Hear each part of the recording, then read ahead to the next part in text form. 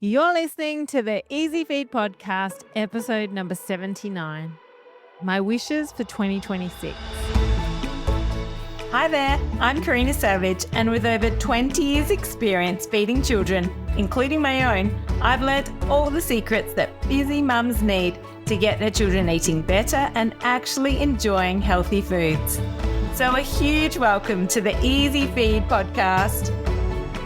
Hello. Welcome back. Welcome to our final episode of 2025.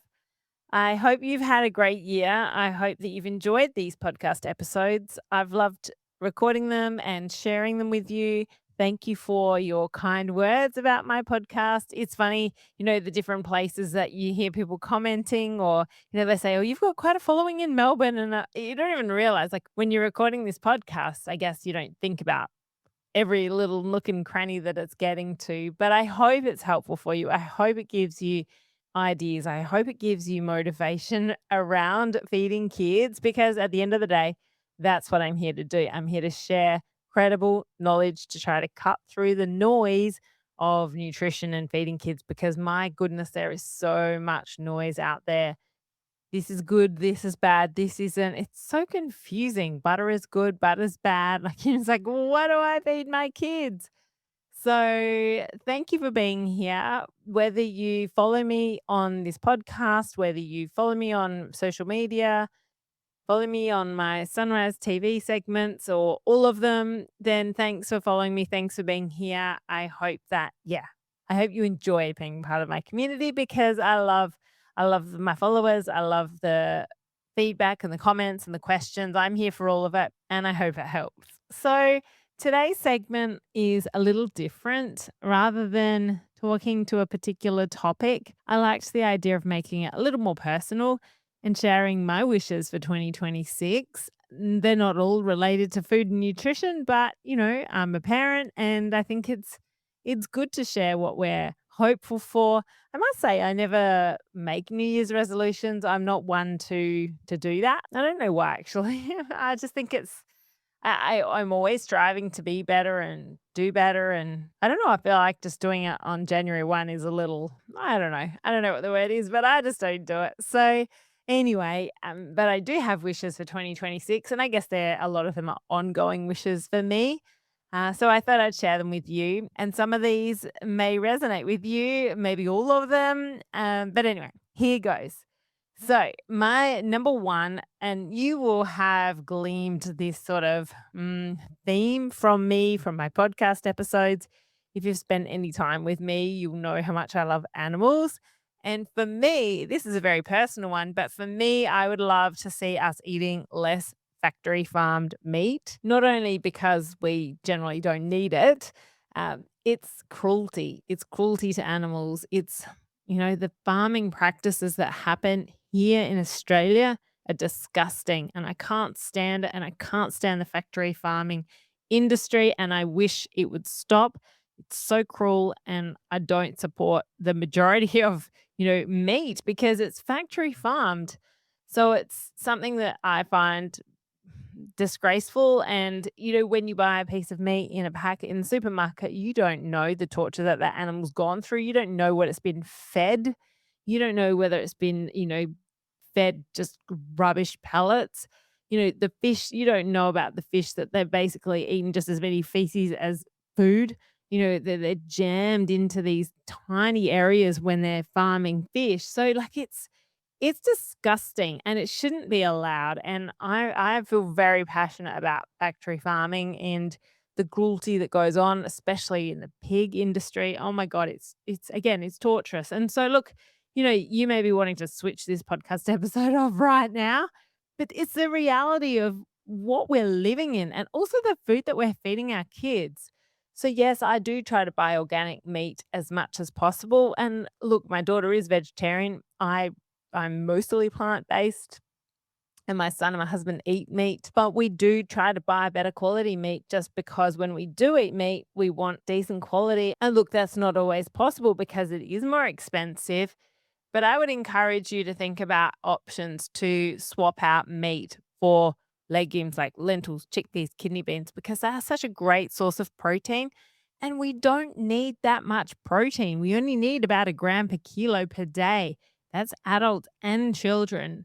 There's far more protein going into our mouths and into our stomachs than we actually need. Yes, in kids, we need to focus on iron, but that's because they're guzzling so much dairy. And that's another problem. I'm not going to talk about that on this podcast, but you would have heard me talk about that before if you've spent any time with me. So for me, my number one would be that we were kinder to animals, that we farmed our animals in a better way. Look, if all our animals were raised in a humane way and killed in a humane way, I might feel better about eating meat. But at the moment, it's disgusting. And I really struggle with that whole concept. So for me, number one is super personal, but it's me. And so I wanted to share it. But number two, I just wish that we were in a world that was less noisy. I really wish we had less noise. Like, I know that our brain has to process at least 35,000 decisions a day. And not only the decisions, but we are overwhelmed with social media noise. We are overwhelmed with emails. We've got the kids going, Mom, Mom, Mom, Mom. We've got so much going on. There's just so much noise. And I just wish that somehow there was less noise. And I need to probably be more intentional for myself about how I can create less noise. For me, possibly less scrolling. For me, being really intentional with what I'm doing every day, which may make me feel a little bit more organized in my head and less scrambled and therefore maybe less noisy. I don't know, but I really hope for less noise. Just have to work out the best way to get that less noise. That's a work in progress, right? If you've got any ideas, let me know. Okay, my number three really, I think, impacts my family significantly, especially my son. And look, it's my fault as well for bringing these foods into the house, but he will also go and buy them at the supermarket if I'm not there, if he's got a bit of money. And it's ultra processed foods. Now, look, we've always grown up with ultra processed foods. There's always been chips and chocolate, but I just feel like there's so much more rubbish in our supermarket shelves these days. And it just makes it really unhealthy for our kids.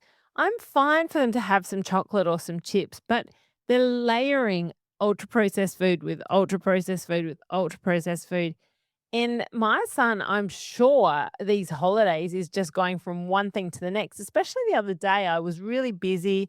I was on patient calls and I was recording a video, and he was literally left to fend for himself downstairs. I mean, he's 11, he can do that. But he didn't make himself anything decent. I said to him afterwards, I said, "Buddy, you could have just made yourself a cheese toasty." Granted, the other day he did make himself some porridge, which I was pretty impressed about. I was like, "Amazing. Well done, mate. That you made that for breakfast for yourself. That's fantastic." But yesterday, oh my gosh, it was, yeah, he literally went from, well, I also have to say this, for the first time ever, he said to me, "Mum, it's the school holidays. Can I please ride up the street?"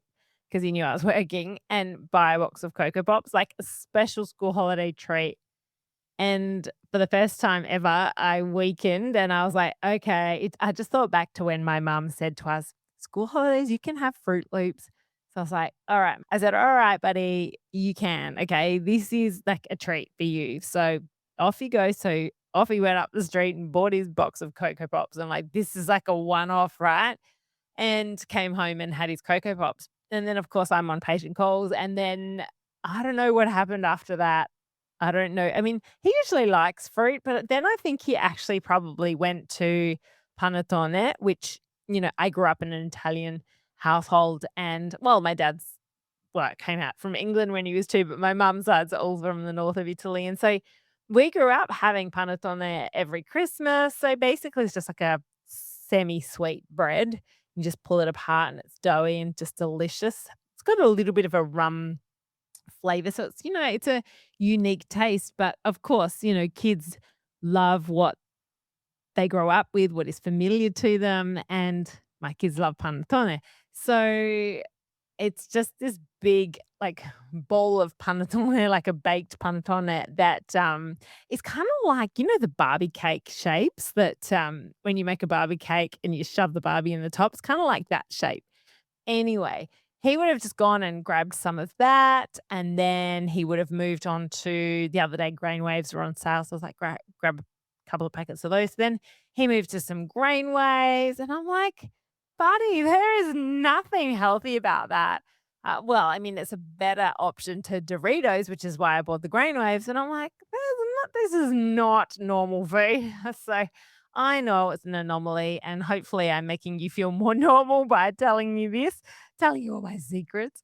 But there's just so much rubbish, and it really frustrates me, especially muesli bars. Oh my gosh, you go to the muesli bar aisle, and there's, I don't know, about 5 options that are actually half decent. The rest are just full of additives and sugar and rubbish. I mean, that's why I've got my supermarket guide and my supermarket guru program so that you can easily find those options. And actually, we'll pop the links to those in the show notes so that you can find them. So, really, for me, number 3 is trying to reduce ultra processed foods. And I'm not here to say that we shouldn't have any of them because that's not real life either. But if we had slightly better options, or if our food standards actually looked after us and wouldn't allow some of this rubbish to actually be on the shelf, then the kids aren't going to have access to it, whether we're there or not. And then less of that rubbish is actually eaten. I actually saw something online about half an hour ago, and it was so interesting. It was the fact that in Japan, they do not allow ultra processed foods into the school, like, not at all. And they showed a picture comparing Japan and America. And they were saying because Japan really values nutrition, it values the health of the future generation. And so it wants to set the future generation up for success. And so for that reason, it doesn't allow ultra processed foods because they've identified that they're just rubbish for our kids and for our future generations, just making us sicker. And they were comparing what the Japanese children get offered at lunch, which is literally home cooked fish, miso, or it must be school cooked, but basically homemade, if that makes sense. Miso, rice, vegetables, fish, and what else was in there? What did they say? Paddock milk, so like fresh milk, and maybe there was some fruit in there, maybe not. I can't really remember. Anyway, then they flipped to what the American kids eat, and it was like pizza, fries, chocolate milk drink, like all processed, all laden with either fat or sugar. And no wonder there's an obesity epidemic. And Australia is not much better, honestly. Like, it's a real issue. So we're not really looking after our own country, really, with the rubbish that our government, our food standards allows. And I think the Japanese are doing a pretty damn good job. And that's why they're so much healthier. Okay, I did digress, but not really. I think it's all relevant. Okay, so moving on to number 4. I wish we compared less. I wish as parents, as mothers especially, we were kinder to ourselves and didn't feel like failures all the time. I'm not saying that you are feeling like a failure all the time, but I think so often we can beat ourselves up. And I know that I beat myself up a lot about the amount of screen time my son in particular has, although my husband tells me that my daughters know better. That's probably a big area that I beat myself up about. I don't beat myself up about food because I'm really happy with the way my kids eat now. But I used to. But I just feel like there's so much comparison that goes on. Only the other day, I had a dad on a call that I was consulting with the parents because their child is super fussy. And so many times in the call, he goes, "Oh my gosh, we failed at this." No, he said, I failed like multiple times. And it got to the point where I said, "You're not failing. You're doing a great job. You're trying really hard. There's a lot of good things you're doing. You're not failing." And so many times I think we can feel like failures, or I know that we can feel like a failure, but it's really important to remember that you're doing the best you can. You love your kids. You're doing the best you can for your kids. So try not to feel like a failure. Try not to compare yourself, because as soon as we go down the comparison path, typically we only compare to someone who we feel is doing better than us, and then it brings us down. So it's impossible not to do it all the time, but my wish is that we do it less so that we're all really grateful for what we have done, what we have achieved, what we are, who we are. And I think that helps lift us up and get us through the days and the weeks and the months more easily. So, yeah, give yourself a pat on the back rather than comparing if possible. it's just nice to be aware of, because I think sometimes we do it, we compare without even realizing we're doing it. And awareness is the first step, right? So that would be one of my wishes to just make us all feel like we're doing a bit better than we feel, because we probably are actually doing better than we feel we are. A lot of parents that I see in my consults, they feel like they're doing really badly, and I'm like, "You're actually doing really well compared to a lot of, like, fussy eaters that I see, or parents of fussy eaters I see. Your child's actually eating really well." And they're the ones that are really beating themselves up. So, yeah, sometimes we're really hard on ourselves when we shouldn't be. So, that was one of my wishes. And then the final one for me is just trying not to get bogged down in the nitty-gritty of work that could wait. And look, of course, I'm trying to be the best kids dietitian I can be for you guys, for everybody, to support your children so that we grow a healthier future generation. But for me, sometimes I need to just stop and I need to just say to the kids, yeah, sure. Like, I'll watch that movie with you. I'm not going to just do this extra thing for work. I'm actually just going to sit down and watch a Christmas movie with you, or, just little things. And I think that, they're getting older. They're not going to be here forever. And it's really important to try to make those memories count. And look, I'm lucky that I am around a lot for my kids, a lot more than a mum who may have to work externally full time, off site. So I have been blessed and I have been around a lot for my kids, but I still think sometimes I could be more present. I think that's the thing. I think it's sometimes I'm trying to juggle. I'm always trying to juggle and do both things well.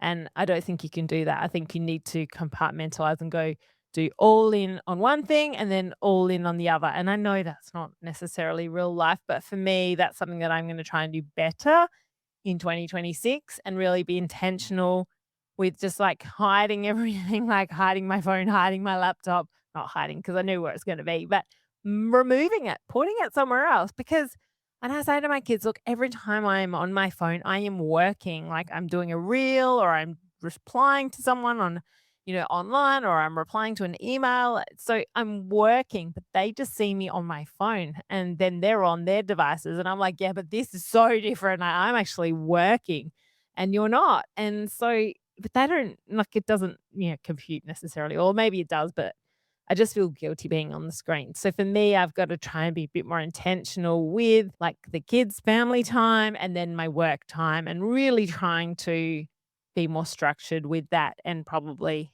more diligent with that. And that's going to make me feel better. I feel, I mean, like I love, the bedtime, because it's just time that you can spend with the kids and chat. And, bedtimes do drag out a bit because that's when we chat, but I feel like I could get better at that after school, or, sometimes I'll miss something that they say and I have to ask them 3 times because I'm trying to focus on 2 things at once. And so, again, you probably relate to this, but for me, I'm going to try and be a little more intentional. I'll let you know how this goes. By the way, we can do a little debrief and check in maybe at the end of the first quarter.